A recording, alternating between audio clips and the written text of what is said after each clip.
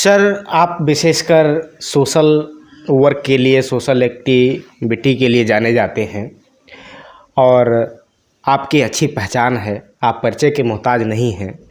Sir, युवा वर्ग जो है, जैसा कि कहा जाता है कि भारत युवाओं का देश है, युवा वर्गों की संख्या ज़्यादा है, युवा वर्ग 60 या 60+ % में है। तो ऐसे युवाओं में एक जो है निराशा देखने को मिलती है। समाज के प्रति, समाज के उत्थान के प्रति उनका थोड़ा लगाव कम होता जा रहा है। प्रत्येक व्यक्ति फ़ायदे की बात करता है सर, जिससे जो सामाजिक कार्य है, निस्वार्थ भाव से किया जाने वाला सामाजिक कार्य, इसमें जो रुचि लेने वाले लोगों की संख्या है वो घट रही है। तो युवाओं के लिए आप क्या, आपके तरफ से अपील है, आपके तरफ से क्या जो है आह्वान है कि युवा किस प्रकार से समाज के उत्थान में अपनी भागीदारी सुनिश्चित करें, बिना किसी लाभ के, बिना किसी प्रॉफिट के? क्या विचार है सर आपके? देखिए, युवा देश का भविष्य ही नहीं, युवा देश का वर्तमान भी है जी। और युवा यदि चाहता है तो देश के नक्शे भी बदल जाते हैं जी। देश में परिवर्तन आता है। तो युवाओं को के अंदर नैराश्य भाव नहीं आना चाहिए, उन्हें निराश नहीं होना चाहिए। जी। और हमारी सरकार को भी सोचना चाहिए कि यदि युवा हमारा पढ़ लिख करके आगे बढ़ा है तो उसको भी वृत्ति मिले। बिना धन के हमको लगता है ना कोई सामाजिक काम किया जा सकता है और ना कोई सांस्कृतिक काम किया जा सकता, ना किसी क्षेत्र में बढ़ा जाता है। जी। तो हर सरकार को उनके विषय में चिंता करनी चाहिए। जी। और जब तक युवा समाज में नहीं आएगा तब तक परिवर्तन नहीं आता। आप देखिए, देश की सीमाएं जब कभी भी असुरक्षित होती हैं जी। तो लड़ने के लिए वहाँ केवल युवा जाता है। जी, बिल्कुल। कोई बुजुर्ग हमको नहीं लगता कि राइफल उठा करके देश की सीमा पे लड़ने जाता है। बिल्कुल बिल्कुल सर। अगर कोई जाता है तो देश का युवा जाता है। जी। और इस नाते उस युवा, सरकार का दायित्व बनता है कि युवा का मानसिक, बौद्धिक और शारीरिक विकास करने के लिए अनेक प्रकार की योजनाओं को संचालित करना चाहिए, जिससे हमारा युवा स्वस्थ रहे। जी। और जब हमारा युवा स्वस्थ होगा तभी वह सांस्कृतिक, धार्मिक, राजनैतिक और सामाजिक मुद्दों पर आगे बढ़ेगा।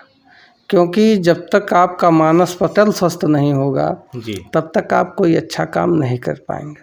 तो कहीं ना कहीं से हमको लगता है कि हमारी सरकारें थोड़ा युवाओं के प्रति उदासीन दिखाई दे रही हैं, उनके रोजगार के लिए चिंता नहीं कर रही हैं। जी। मैं आपके चैनल के माध्यम से निवेदन करूंगा कि जो भी सरकारें चुन कर के आई हैं या आएंगी, वो युवाओं के विषय में, उनके विषय में सोचें। क्योंकि वो पढ़ लिख करके अगर डिग्री लिए हैं तो उनको कहीं ना कहीं उनके डिग्री के अनुरूप वृत्ति, नौकरी या कोई भी काम जरूर मिलना चाहिए, जिससे वो अपना और अपने परिवार का भरण पोषण कर सकें। जी। डॉक्टर साहब, आपने जो है अपने संगठन के माध्यम से, न्यास के माध्यम से बहुत बड़ा रक्तदान का कार्य किया, बहुत बड़े रक्तदान शिविर का आयोजन किया और अनवरत हर वर्ष आप करते हैं। इसी तरह से तमाम कार्य आप करते हैं जो मुझे नहीं याद है। खैर, तो मैं चाहूँगा कि आप मेरे चैनल के माध्यम से लोगों को बतावें कि आपने आज तक लगभग कितने बड़े बड़े काम फाउंडेशन के माध्यम से किए हैं, न्यास के माध्यम से किए हैं, जिसका लाभ समाज को मिला है। और लोगों को आपसे सीख लेना चाहिए और लोगों को भी सामाजिक कार्य में बढ़ चढ़कर योगदान देना चाहिए, आगे आना चाहिए। जी। आप देखिए, न्यास निरंतर काम करता रहता है अपने सहयोगियों के साथ में। जी। और जितने अपने संगठन के पदाधिकारी हैं वो भी मन से काम करते हैं। जी। पहली बार जिसमें आप भी शामिल रहे, रक्तदान शिविर का आयोजन यहीं एसआर लान में हम लोगों ने किया था। जी जी, बिल्कुल। और पहली बार हमको लगता है कि रक्तदान शिविर में 45 लोगों ने रक्तदान किया था। जी। दूसरी बार हम लोगों ने महसी में किया। उस साल मुझे लगता लगभग एक साथ 67 यूनिट खून लोगों ने दान किया। जी जी। उसके बाद में फिर पिछले साल, गत वर्ष भी रिकॉर्ड तोड़ जी जो है रक्तदान हुआ। जी। तो देखिए, आदमी आपको पैसा रुपया दे सकता है, अगर आपको मान रहा है, हृदय से मान रहा है, तो आपको पैसा दे सकता है, रुपया दे सकता है, शारीरिक रूप से आपका सहयोग कर सकता है जी। लेकिन खून देने की जब बात आती है तो अच्छे अच्छे लोग छोड़ देते हैं। जी बिल्कुल बिल्कुल। अच्छे अच्छे लोग किनारा कस लेते हैं, बहाना बना देते हैं, अभी मैंने दिया था, ये दिया था, वो दिया था। जी। तो मुझे लगता है न्यास एक अच्छा काम कर रहा है, और जितने रक्तदानी न्यास से जुड़े हैं और जुड़ कर के रक्तदान करते हो, जानते हैं इस रक्त का कहीं मिसयूज नहीं होगा जी। इसका दुरुपयोग नहीं होगा। इस नाते मुझे ये कहने में कहीं गुरेज नहीं है कि बड़ी बड़ी पार्टियां जितना बड़ा रक्तदान नहीं करा पाती हैं, उससे उनके द्वारा जो रक्तदान किए जाते हैं उनसे दुगना बड़ा रक्तदान हमारे न्यास के द्वारा किया जाता है। जी। तो इसमें आप सभी का विश्वास है और अपने संगठन के जितने जुड़े हुए लोग हैं उनका विश्वास है, इस नाते वो रक्तदान करते हैं इतने बड़े पैमाने में।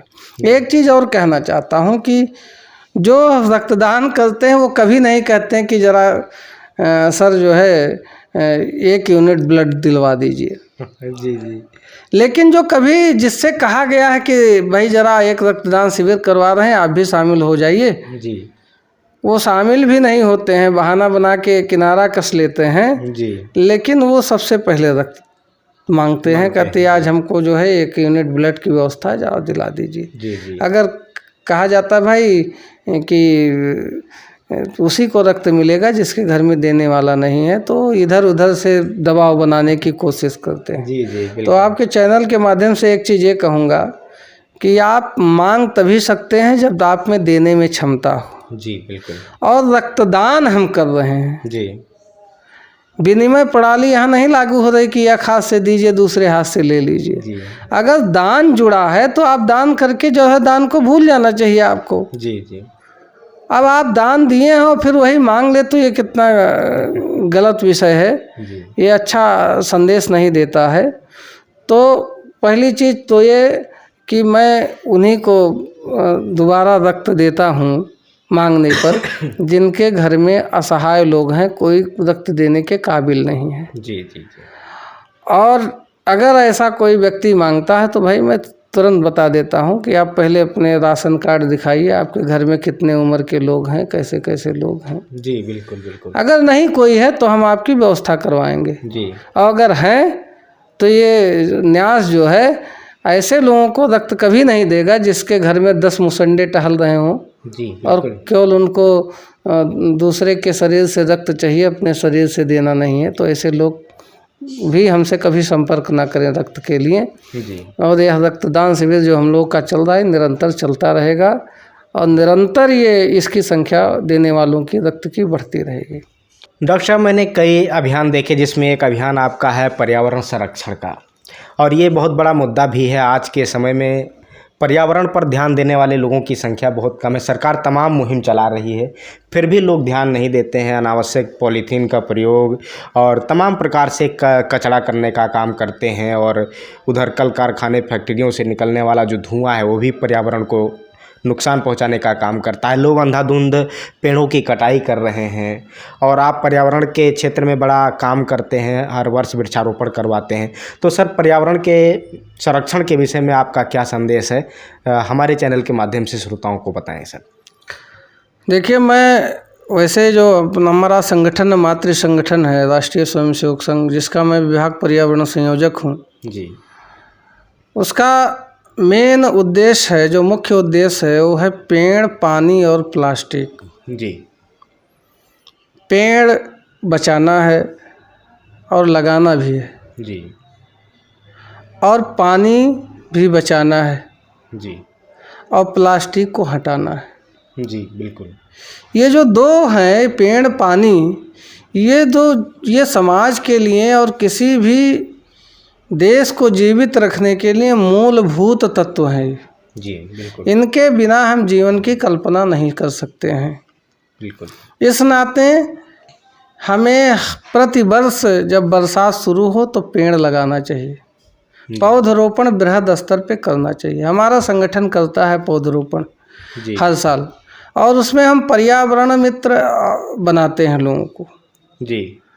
उसमें आम, पीपल, पाकड़, बरगद, बेल आदि के जो पौधे लगाते हैं, ऐसे लोगों को हम पर्यावरण मित्र घोषित करते हैं। अच्छा। और जिनके यहाँ भी न्यास और संगठन पौधरोपण करवाता है, ऐसे व्यक्ति को वो पौधे को गोद देता है जी। हमारा ये उद्देश्य नहीं कि हम 100 पेड़ लगवा दिए और उसका संरक्षण ना हो सके जी। लोग क्या करते हैं, गए पेड़ लगाए, जल्दी जल्दी उसको जो है रोपित किए, चले आए, दूसरे दिन सूख जाते हैं। तो हम गोद देते हैं एक व्यक्ति को एक पेड़, ज़्यादा नहीं लगाने का प्रयास करते हैं, उतने लगाते हैं जितना जीवित कर सके। जी बिल्कुल बिल्कुल। और जिसका पेड़ एक साल में बहुत अच्छा ग्रोथ करता है जी, ऐसे लोगों को हमारा संगठन उनको जो है सम्मानित करने का काम करता है। जी। तो हमें क्या करना है कि जीवन के लिए ऑक्सीजन की बहुत बड़ी आवश्यकता है और एक व्यक्ति को जीवित रहने के लिए लगभग 422 पेड़ों की आवश्यकता है। जी। 422 पेड़ मतलब एक छोटा मोटा जंगल। जी। हम देख रहे हैं आसपास हमारे पेड़ अब दिखाई नहीं दे रहे हैं, पेड़ निरंतर काटे जा रहे हैं। आम के बड़े बड़े वृक्ष जो देसी आम के पौधे होते थे वो लुप्तप्राय हो रहे हैं, क्योंकि उसे तुरंत जो है उद्यान विभाग काटने की इजाज़त दे देता है लकड़ी माफियाओं का, और वो काट डालते हैं। जी। जबकि उद्यान विभाग में ही एक नियम है, यदि वह पेड़ आम का पेड़ फल देने लायक नहीं है तो पहले उसको चेक करो, चेक करने के बाद में वो देने लायक नहीं तब उसका काटने का आदेश दीजिए। यहाँ तो यही स्थिति है कि पैसा लेकर के उद्यान विभाग के लोग पेड़ को कटवा देते हैं, जिससे हमारा पर्यावरण प्रदूषित हो रहा है। और यदि हम चेते नहीं, पौधरोपण नहीं किए, पेड़ों का संरक्षण नहीं किए, तो दिन दूर नहीं है कि अपने पीठ पे ऑक्सीजन का सिलेंडर लेकर के हम लोगों को घूमना पड़ेगा। ये जो इतना तापमान इस समय मई में बढ़ गया है, इतने तापमान हमको नहीं लगता पहले होते थे। कल कारखाने लग रहे हैं और उनके बिना मानक के उनके चिमनी बनाई गई है, उनके धुएं जो है प्रदूषित कर रहे हैं समाज को, उस पे सरकार को कदम उठाना चाहिए। दूसरा है जल संरक्षण। जल संरक्षण हमारा बहुत बड़ा मुद्दा है। इस समय पानी जो हमारी जीवनदायिनी नदियां हैं, जो जल स्रोत बताई जाती हैं, पहले जब नल नहीं होते थे, सबमर्सिबल नहीं होता था और ट्यूबवेल नहीं होते थे, तो उस समय हम नदियों के सहारे और कुओं के सहारे ही खेत की भी सिंचाई करते थे और स्वयं जो है पीते थे उसी का पानी। जी। आज देखिए नदियां इतनी प्रदूषित हो गई हैं कि सारे जितने गंदे नाले हैं वो नदियों में ला कर के जोड़ दिए गए। जी। एक जीवनदायिनी नदी आपके बहराइच जनपद में है, उस नदी को देखेंगे तो उसमें तमाम सीवर ला कर के खोल दिए गए जिसमें लैट्रिन बह कर के आती है, वहाँ का पानी आचमनी करने योग्य नहीं है। जी।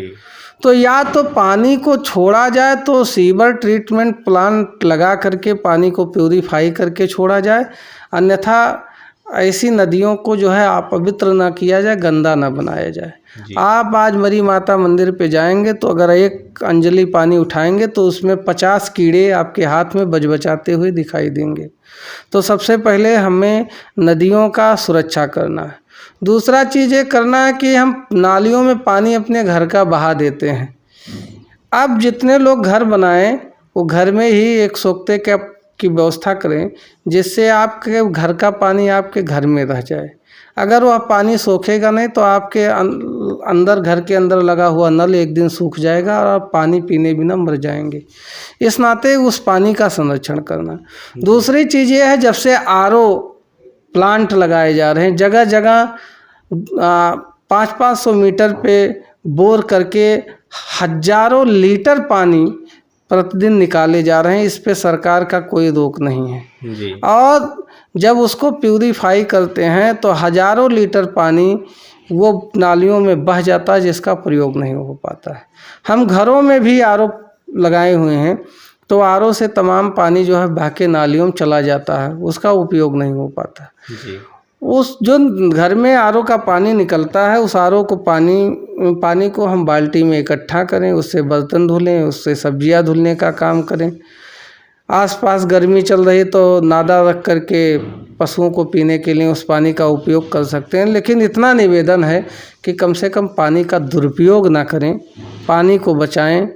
और अगर आपके पास जगह हो तो जो बरसात का पानी आपके घरों पे आता है और बह जाता है, उसको कहीं गड्ढा बना करके संरक्षित करें।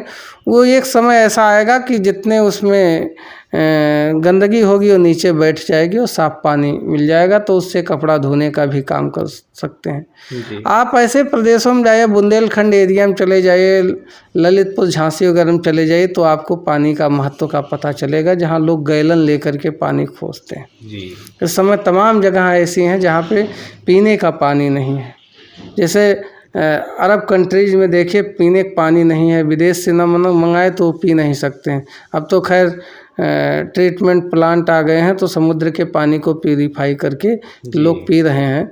लेकिन भारत ऐसा देश है जो गंगा का क्षेत्र है, जहाँ पे हमें पर्याप्त मात्रा में जीवनदायिनी जल भंडार के रूप में मिला है, और इसका दुरुपयोग न करें, नहीं तो आने वाले समय में अब तृतीय विश्व युद्ध जो होगा वो पानी के लिए होगा। ये इस नाते पानी की संरक्षण करना चाहिए। तीसरा पॉइंट है सिंगल यूज प्लास्टिक।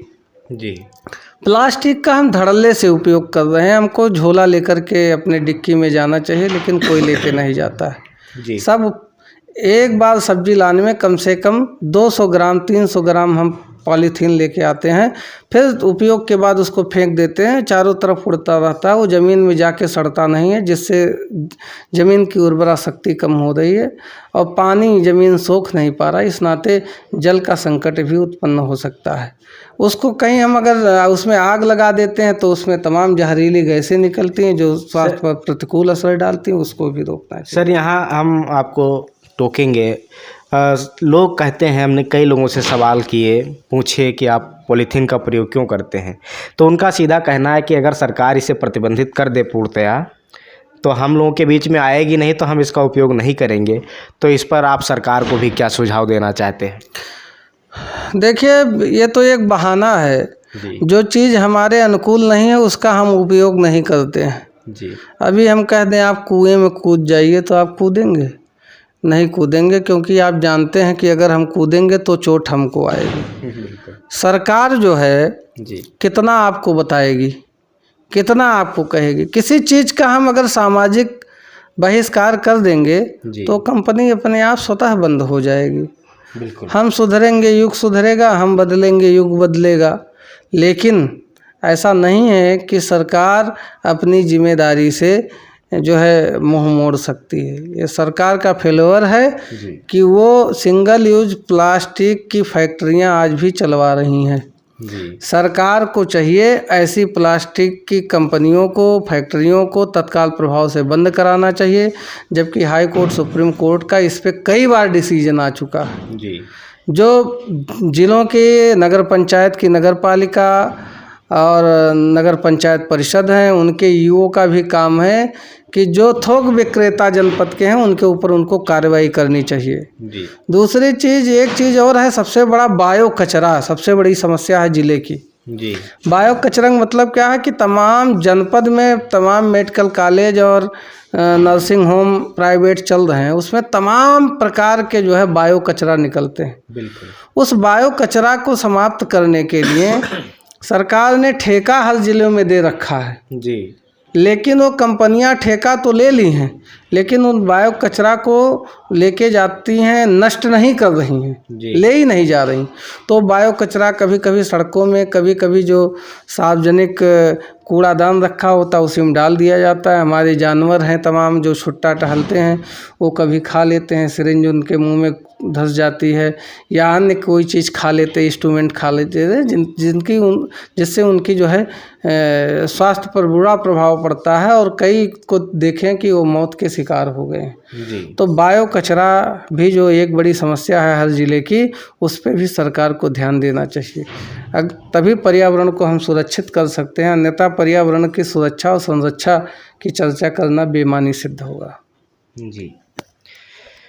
तो ये थे डॉक्टर देवेंद्र कुमार उपाध्याय, संस्थापक और अध्यक्ष प्रतिभा संरक्षण सेवा न्यास।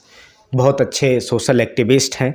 हमेशा समाज के उत्थान के लिए लोगों की मदद हो या लोगों के बच्चों के पढ़ाई लिखाई की बात हो या किसी गरीब लाचार बीमार व्यक्ति की मदद करने की बात हो, इन तमाम प्रकार के कार्यों को सदैव करते रहते हैं। आपके पास अच्छी टीम है, उन सबके सहयोग से और आप अपने जो है विशेष विचारों से उनको हमेशा ऊर्जान्वित करते रहते हैं और वह सभी लोग मिल करके आपका साथ देते हैं और आप बड़े बड़े काम जनपद में कर रहे हैं, जिससे समाज को प्रत्यक्ष रूप से फ़ायदा हो रहा है। आप भी अपने गांव क्षेत्र घर के आसपास के लोगों की मदद करें जितना आपसे हो सके।